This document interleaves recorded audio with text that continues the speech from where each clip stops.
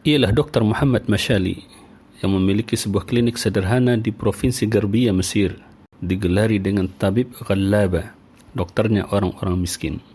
Di tengah perkembangan pesat industri dan bisnis kesehatan, ia tetap berkomitmen untuk berpihak kepada kaum miskin.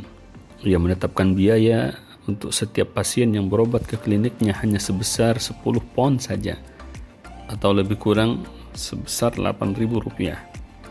Bahkan kepada pasien yang tidak memiliki uang, ia berikan perawatan dan obat secara percuma.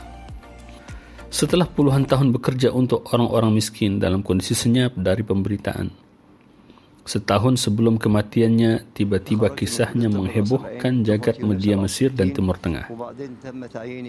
Melihat perjuangannya, ia pernah ditawarkan untuk dibangunkan klinik dengan fasilitas modern oleh sebuah lembaga dari Persatuan Emirat Arab. Namun tawaran itu ia tolak. "Saya tidak akan meninggalkan klinik ini sampai mati," katanya menegaskan. Ia lebih memilih menjadi dokter yang miskin seperti kebanyakan pasien yang dirawatnya. Dokter spesialis penyakit dalam dan penyakit menular ini tidak berhasrat sama sekali untuk memiliki jas mahal atau mobil mewah. Kesenangannya hanya dua: mengobati orang sakit dan membaca. Namun kini Dr. Muhammad Mashali sudah tiada. Tinggallah cerita kebaikan dan namanya yang diabadikan menjadi nama rumah ibadah, jalan dan fasilitas umum di beberapa tempat di Mesir. Setelah mewariskan cerita yang menjadi inspirasi bagi manusia. Jika di Mesir ada Dr. Muhammad Mashali, di Indonesia ada Dr. Lo Xiao Ging yang tidak pernah menetapkan imbalan kepada pasiennya.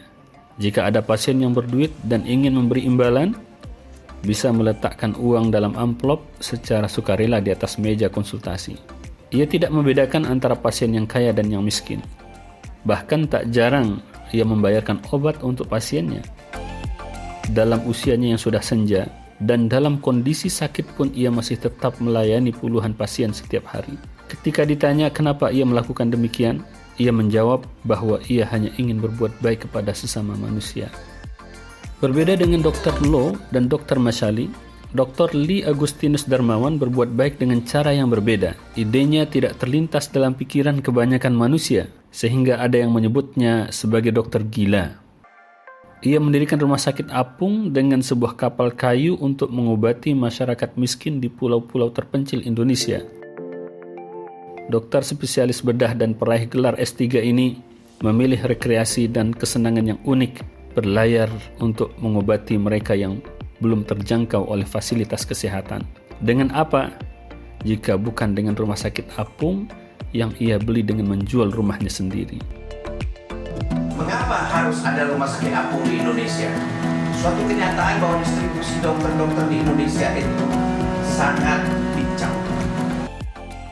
Mereka adalah manusia-manusia unik dan langka. Mungkin tidak banyak yang bisa memahami pikiran mereka, apalagi bisa seperti mereka. Namun, kisah mereka telah menginspirasi jutaan manusia. Sahabat, di saat engkau merasa lelah berbuat baik, ingatlah cerita tentang orang-orang yang sudah menghibahkan diri mereka untuk kebaikan. Sejatinya, kebaikan itu adalah bawaan lahir setiap manusia. Dan orang yang paling bahagia adalah orang yang memupuk dan melestarikannya.